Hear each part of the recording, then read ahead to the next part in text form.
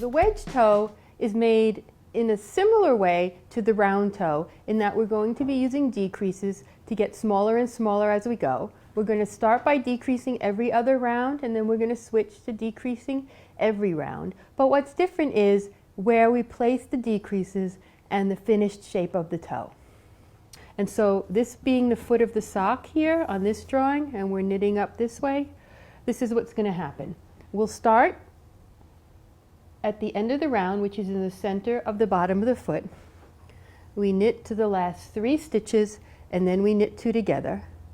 Then we turn around, and on the other side, at the beginning of the next section, we knit 1, slip, slip, knit. We go to the end again, knit 2 together, knit 1. We come around to that last section, and we knit 1, slip, slip, knit, and then we come back to the beginning of the round. And what's going to happen is we're going to stack up our decreases like this so that it forms a wedge shape and a ridge on the side. So this is what it looks like from the top or bottom view, looking straight on to the top of the sock or the bottom of the sock. If we look at the side of the sock, we see the same wedge shape, and our decreases are going to be formed in a line like that. So to start knitting the wedge toe, we're going to join the contrasting yarn.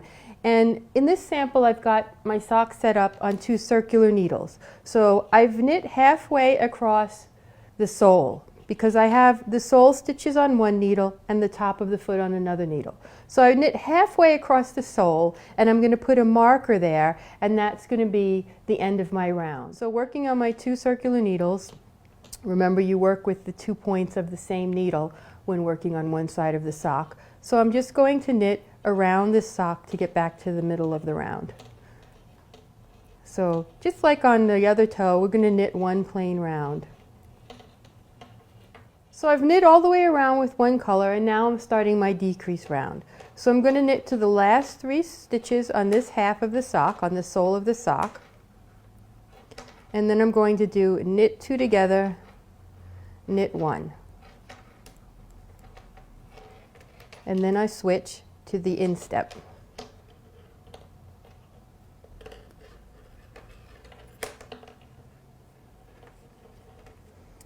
And I'm going to start on the instep with knit 1, slip, slip, knit. And then I'm going to knit all the way across the instep stitches to the last 3.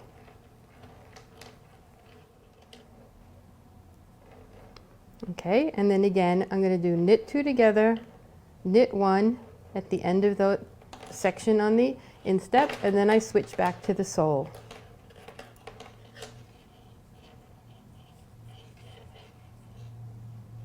And I begin the new needle with knit 1, slip, slip, knit.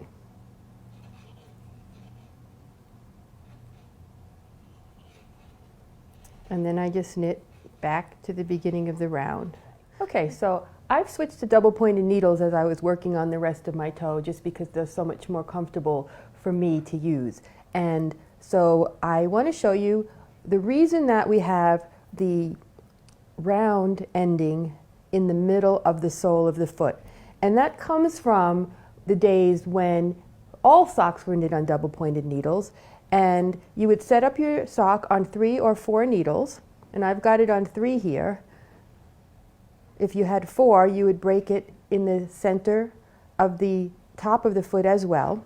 And so you can see that that point where my needles join lines up to the point on the heel right in the center. And that works really well for the end of the round. And it's a traditional thing for cuff down socks to have the end of the round at the bottom of the foot. What we looked at earlier was the drawing of how the wedge toe looks. And you can see that my toe is actually looking like that. It's got decreases on the sides coming in. So looking at flat on the bottom of the foot or the top of the foot, we see the same thing. And if I open it up to the side, you can see how the decreases form the columns along the side of the foot. And that fits nicely because your foot is actually sort of that shape where it's wider across the top of the bottom and then shorter coming up on the sides.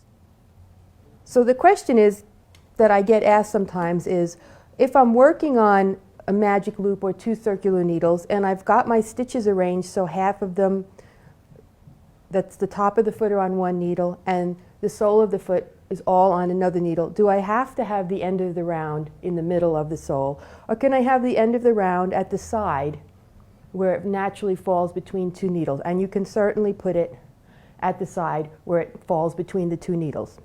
And then what you would do is, knitting across, you would knit 1, slip, slip, knit, go to the last 3 stitches, knit 2 together, knit 1. Then you would turn and you'd be working on the other half of the foot, and you would repeat that exactly. So you would knit 1, slip, slip, knit, knit across to the last 3 stitches, knit 2 together, knit 1. And that would be the end of your round. So you can certainly do that if you prefer when you're working on the circular needles. So I'm just going to go ahead and finish my last few rounds here. I've gotten to the point where I have the 6 stitches, or half of my original amount on each needle. I started with 12 on each needle and I'm down to 6 on each needle. And so I'm going to be decreasing every round. And I just have a few rounds to go until I have what's about 1 inch of width left on my toe. And that's the point where I'll close off the toe and finish the sock.